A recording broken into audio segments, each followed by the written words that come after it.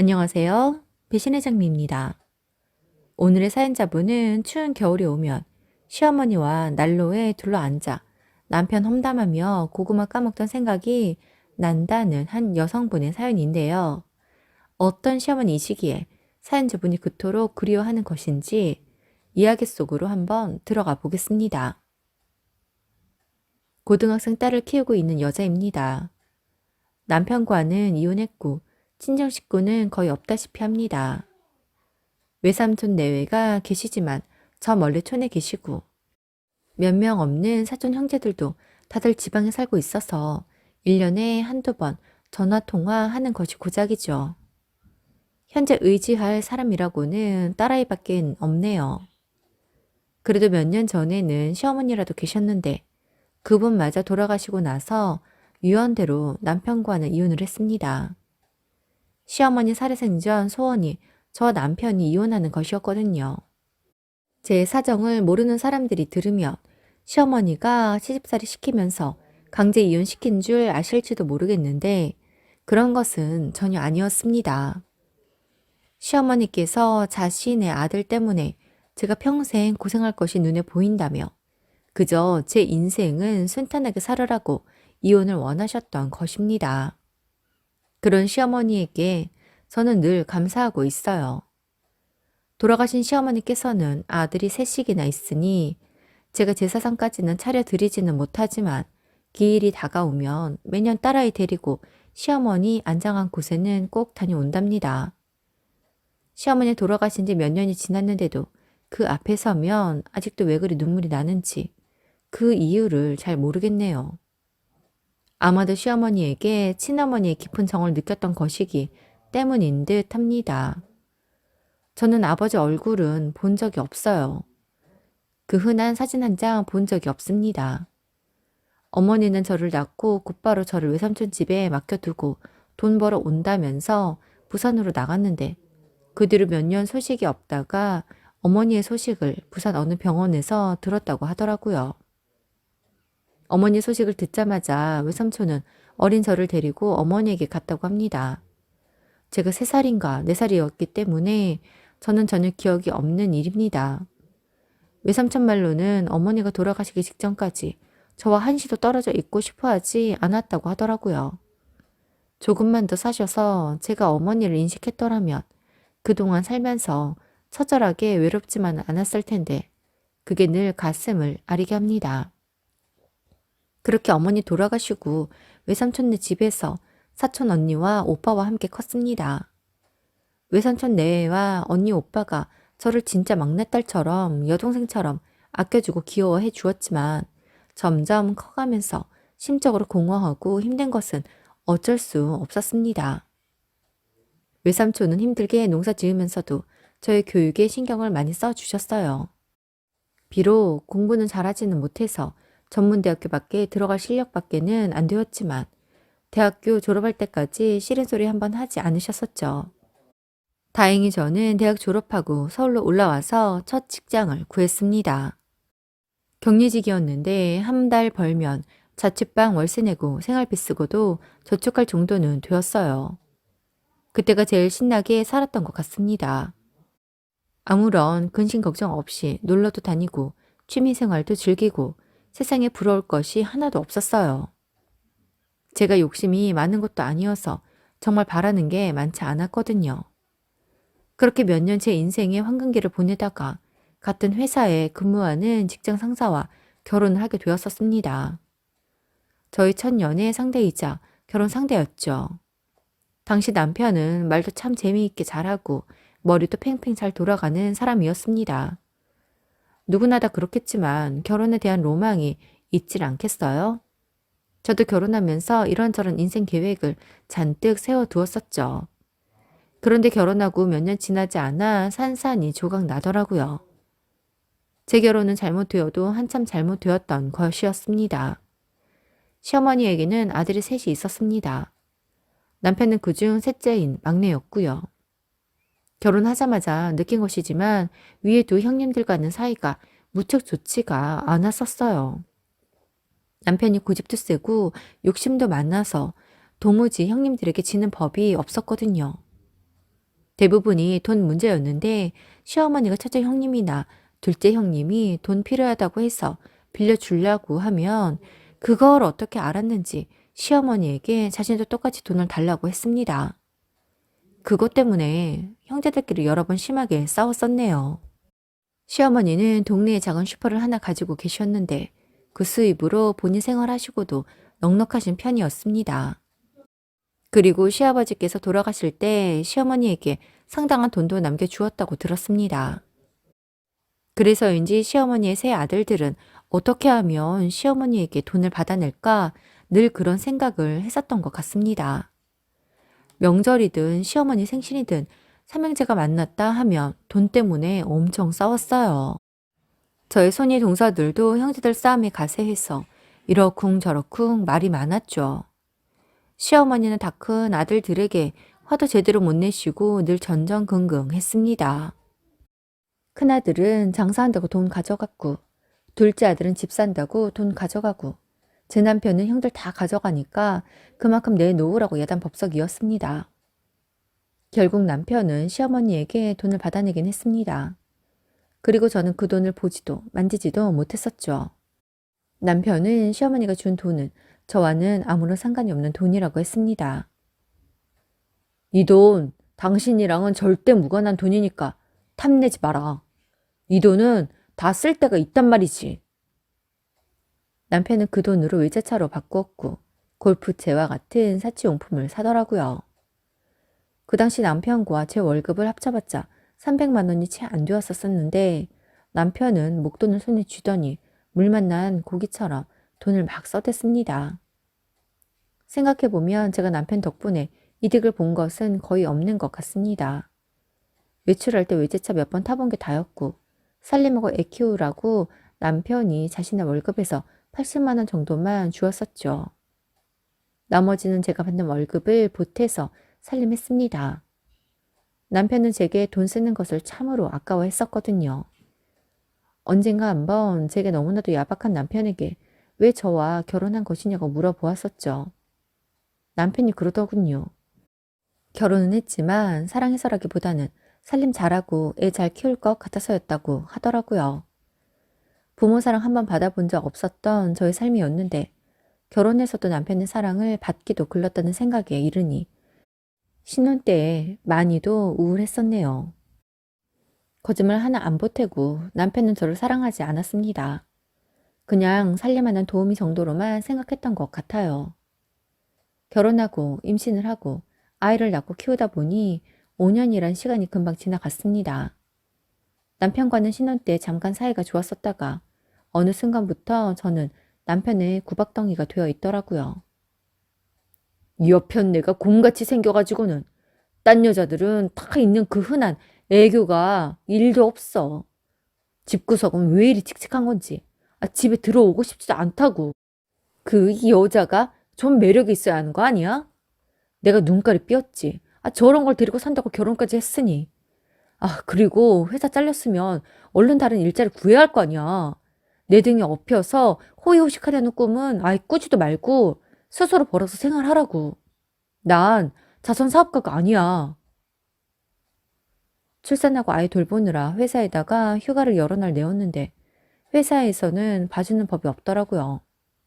제 업무에 대한 윗사람의 타박은 점점 심해졌고 결국에는 회사를 관둘 수밖에는 없었습니다. 그 뒤로 일자리 구하려고 백방 노력했는데 기혼에 출산까지 했다고 하니 격리 사무직으로 쓰려는 회사가 단 한 군데도 없더라고요. 왜 그리 다들 믿음만 찾는지 점점 자신감이 떨어졌습니다. 그러기를 3개월째였는데 그때부터 남편의 구박이 본격적으로 시작되었죠. 처음에는 회사 생활 안 하니 집에서 너무 퍼져 있다면서 좀 가꾸라고 하더니 어느새부터인가는 곰 같다, 돼지 같다, 집에 들어오기 싫다 하고 또 어떤 때는 꼴도 보기 싫다라고도 했습니다. 그러면서 저보고 일 안 하고 자기한테 엉겨붙을 생각 말고 슈퍼에 나가서 캐셔라도 하라고 하더라고요. 남편에게 대들 수도 없고 어디 가서 하소연할 데도 없었습니다. 부모, 형제 없다는 것이 그렇게 서러울 수가 없었네요. 제 성격이야 원래부터 잘 참고 소심하다면 소심해서 자기 주장 제대로 펼치는 사람이 아니었기에 그냥 입 꾹 다물고 남편이 뭐라 하든 말든 묵묵부답 할 수밖에 방법이 없었습니다. 그런데 그게 남편을 답답하게 한 모양입니다. 욕을 하기 시작하더니 화가 난다면서 물건을 집어 던졌고 어느 때는 폭력을 휘두르기도 했습니다. 1년 넘게 반복되는 일상이었죠. 남편 말대로 슈퍼에 나가서 캐셔도 하고 남편 들어오기 전에 깨끗이 단장도 하고 집도 환하게 바꾸어도 보았지만 남편과의 관계는 회복은커녕 악화되기만 했습니다. 어느 날인가 남편과 심하게 다툰 적이 있었습니다. 말이 다툰 거지 일방적으로 남편에게 혼이 난 것이었죠. 남편이 늦게 퇴근했었는데 제가 그때까지 화장을 안 지우고 남편을 기다리고 있었거든요. 술을 마신 남편은 저를 보더니 늦게까지 싸돌아다니다가 방금 집에 들어온 것이냐며 화를 내더군요. 저는 당연히 그게 아니고 당신을 기다린 거다. 좀 예쁘게 하고 있으래서 화장하고 있었다라고 말했는데 저보고 거짓말한다고 하면서 평소와는 달리 좀 세게 폭력을 휘둘렀습니다. 정말 억울하고 미치고 팔짝 뛸 심정이더군요.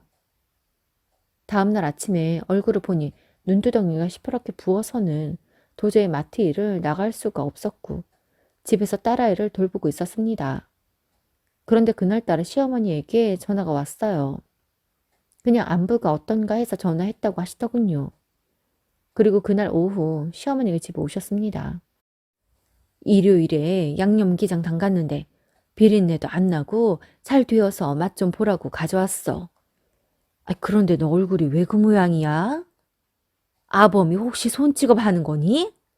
맞아? 넌 그걸 가만히 맞고만 있었어? 시어머니가 남편의 폭력성을 처음으로 안 날이었습니다.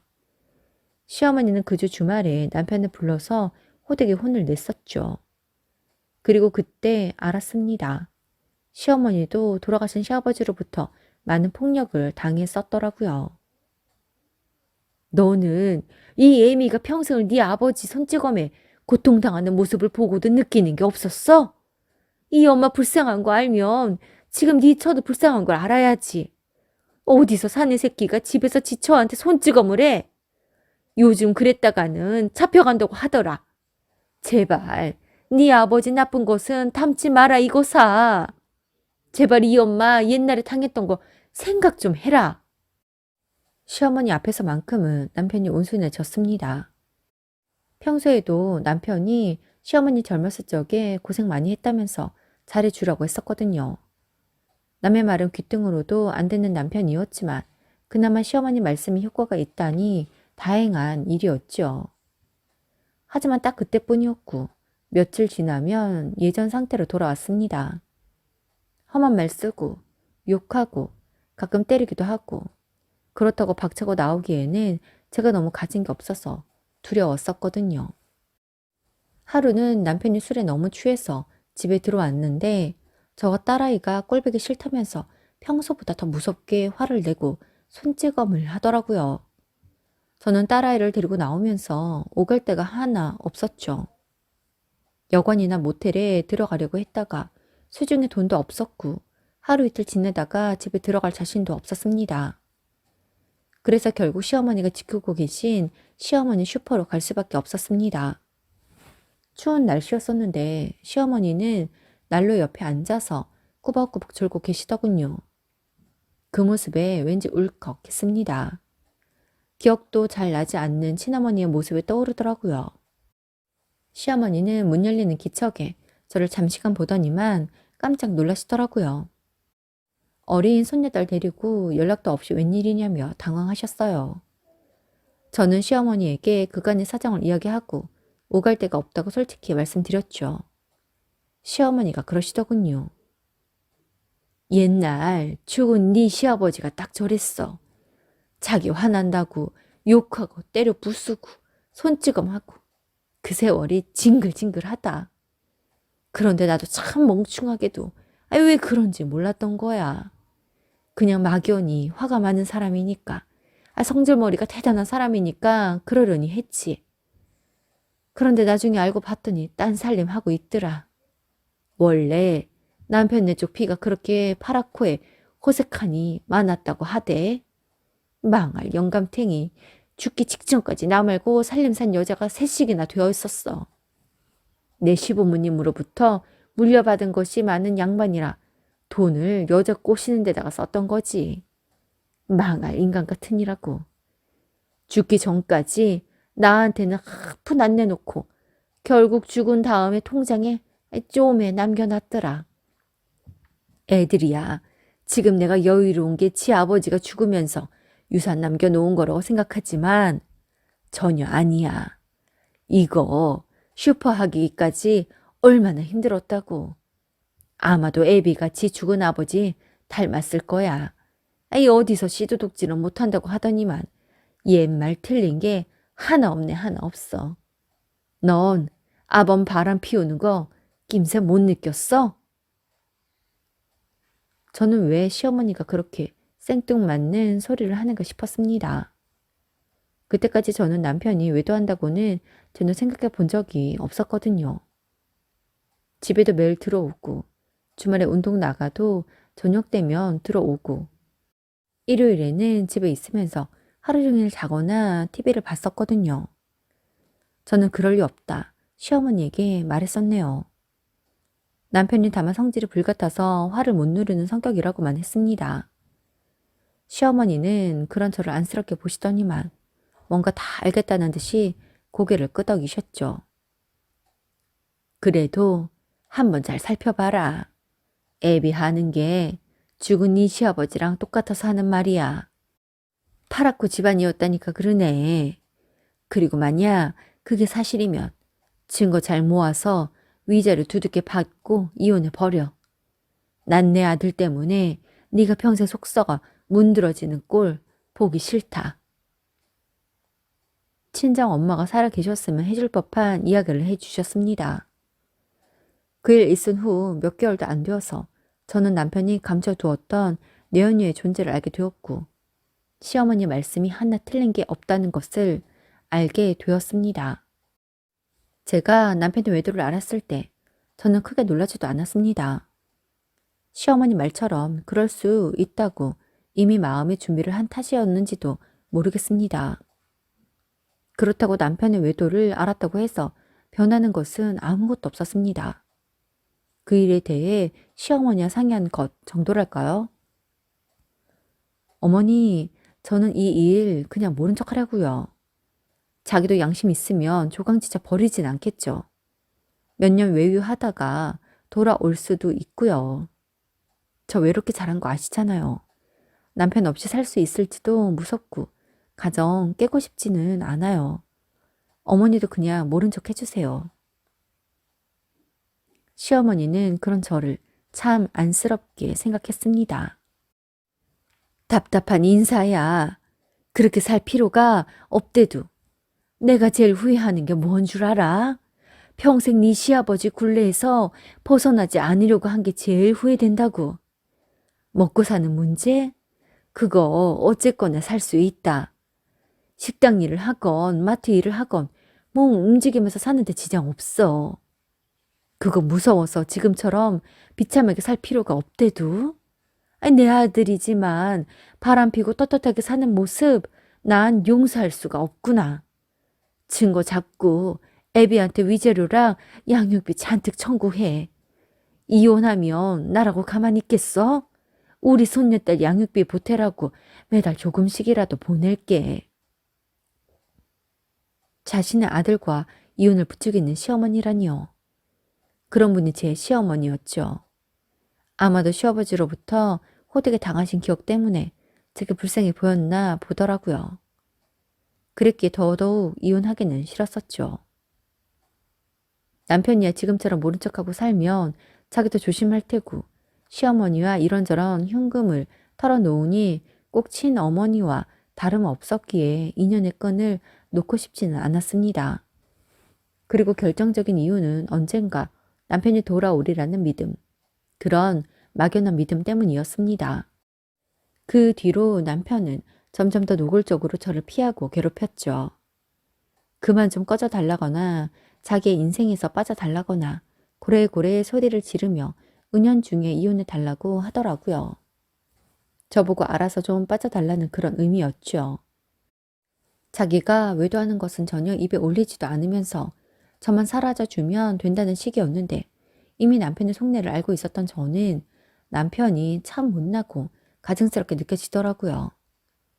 꼬투리 잡혀서 위자료 물까봐 전전긍긍하는 모습이라니요.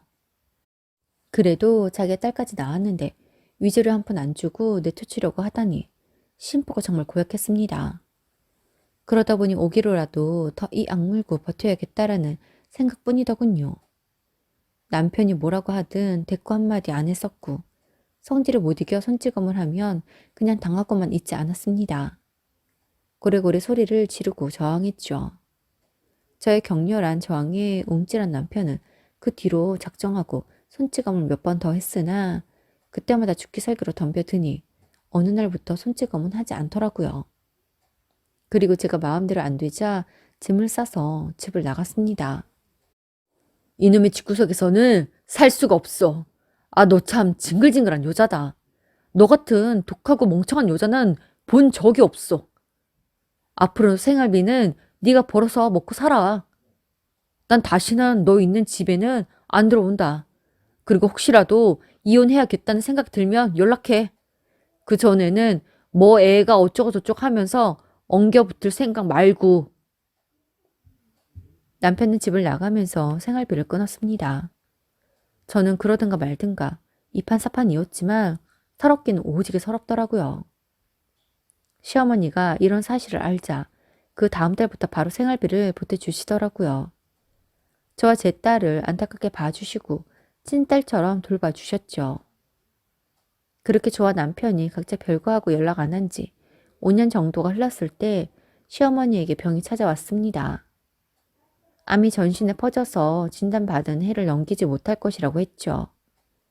시어머니가 부둥켜 안고 얼마나 울었는지 모릅니다. 시어머니가 그러시더군요. 그나저나 나 가고 나면 너랑 손녀딸은 어쩌니? 언제까지 이렇게 살 거야? 그만 애비랑 이혼하고 지금이라도 네 갈 길 가는 게 어떻겠어? 나 죽기 전에 네가 홀가분하게 사는 거 보고 싶기도 하고 그래. 저는 그런 시어머니를 마지막까지 모시고자 했으나 한사코 사양하시더라고요. 마지막까지 집에서 보내시겠다고 했습니다. 저는 2, 3일에 한 번씩 꼭 찾아가 뵙고는 했었죠. 그때쯤 몇 년간 연락 없던 남편에게 연락이 왔습니다. 엄마 아프시다면서? 그래도 당신에게는 끔찍한 양반이니 당신이 좀 더 잘해드려. 불쌍한 양반이야. 그리고 혹시 재산 분배 이런 이야기는 없었어? 네가 뭐라고 씨부렸는지는 몰라도 우리 엄마가 내 말은 듣지도 않고 잘라내서 지금껏 엄마 찾아뵙지도 못하고 있어. 뭐 그럼 원망하려는 것은 아니고 유산 분배 이야기 나오면 나한테 꼭 이야기해주라고. 내가 몇 푼이라도 받아야 양육비라도 좀 줄 거 아니야? 알겠지? 수상한 낌새 보이거든 바로 연락해라. 자기 엄마가 아프셔서 오늘 내일 하신다는데 유산부터 탐내는 모양새가 인간 말종이 다름없었습니다. 저는 그 뒤로 시어머니에게 더욱 자주 찾아갔어요. 그런데 어느 날부터 제가 안 왔으면 좋겠다고 하더라고요. 이제 그만 와. 나 죽거든. 장례식장이나 찾아오고. 자꾸 얼굴 보는 거 불편해. 내 한 몸 힘든데 널 보면 자꾸 안 됐고 불쌍해서 마음이 무거워. 차라리 안 보는 게 속이 편하다. 나 주말에 첫째네 들어가기로 했다. 거기서 항암 치료 받으러 다니면서 좀 편안하게 있으려고. 그런 줄 알아. 섭섭한 생각도 들었지만 문득 정 떼시려 하시는구나 싶었어요. 저와 선희 동서들 간의 사이가 서먹서먹했기 때문에 자주 찾아가 뵙진 못했지만 전화로라도 안부 묻고자 했고 그건 반대하지 않더라고요. 그러자 시어머니 뵙지 못하고 통화만 하다가 6개월쯤 지났을 무렵에 시어머니는 결국 돌아가시고 말았습니다. 간소하게 장례를 치르고 뿔뿔이 흩어졌고 저도 이래저래 마음 정리하고 있을 때였는데 시어머니의 유언을 공개하겠다며 변호사라는 사람에게 연락이 왔습니다. 시어머니께서 남겨줄 것도 많지가 않았고 이미 시어머니 아들들이 다 처분한 줄 알았었는데 의외였죠. 시어머니 집에 다들 모였습니다. 남편도 말이죠.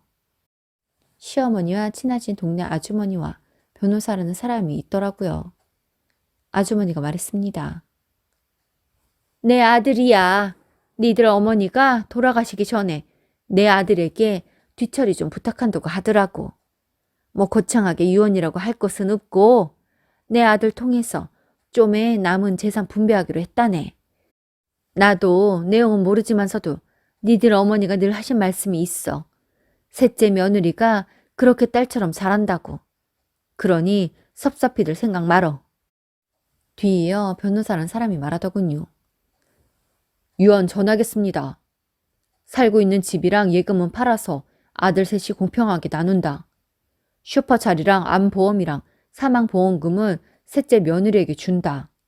그리고 셋째는 이걸 위자료라고 생각하고 나의 셋째 아들과 이혼한다. 그리고 만약 이혼 안 할 시 셋째 며느리에게 주기로 한 유산은 사회복지 공동모금에 기부한다. 설마 제 이혼을 유언으로 남기실 줄은 꿈에도 몰랐네요. 시어머니 아들들과 손님 며느리는 이런 법이 어딨냐며 유산 소송을 하겠다고 난리를 피웠지만 유언을 전한 변호사가 실익이 없고 오히려 소송 비용만 날릴 거라고 겁을 주는 바람에 모두 포기했습니다. 남편은 이혼하는 조건으로 시어머니 유산 중 절반을 뚝 떼서 주라고 생떼를 쓰면서 그렇게 안 하면 이혼을 못 해주겠다고 적반하장이었죠. 정말 괘씸하더라고요. 이 인간아, 네가 결혼 초부터 딴 여자랑 붙어먹고 살고 있는 거 진짜 모를 줄 알았어? 넌 양심도 없는 비겁한 인간이야. 딴 여자랑 살려고 집 나갔으면 생활비는커녕 지 딸 양육비도 안 준 너 같은 인간이 좋아서 아직도 이혼 안 한 줄 알아? 네 어머니가 워낙에 어질고 좋으신 분이라 그분 떠날 수가 없어서 이혼 안 한 거야. 이혼 안 해준다고? 우리 별거한 지 지금 몇 년이니? 당신으로 인해 이혼하는 거 증거가 차고 넘치는데 내가 위자료를 줘야 한다고? 좀 알아보고 말 좀 하셔. 당신이 오히려 내게 위자료 줘야 한다고. 시어머니 유언 때문에 그냥 조용히 끝내는 줄이나 알아. 당장 꺼지고 우리 앞에 다시는 나타나지 마. 그리고 시어머니가 주신 돈은 당신이랑 아무런 관련도 없는 돈이거든. 이건 나랑 내 딸이랑 살아갈 내 돈이니까 언감생심 꿈도 꾸지 마. 그렇게 이혼을 하게 된 것입니다. 유언으로까지 남길 정도로 며느리의 이혼을 바랬던 시어머니가 있다는 말은 들어본 적이 없네요. 제가 좀 특이한 경우가 아닌가 싶습니다. 정말 저를 딸처럼 생각하셨나 봅니다. 시어머니가 남겨주신 슈퍼는 내부 수리를 해서 편의점으로 만들었고 암보험금이랑 사망보험금으로 저와 딸아이의 영원한 보금자리를 만들 수 있었습니다. 결국 시어머니께서 살 집과 살 방도 모두 마련해 주신 거죠.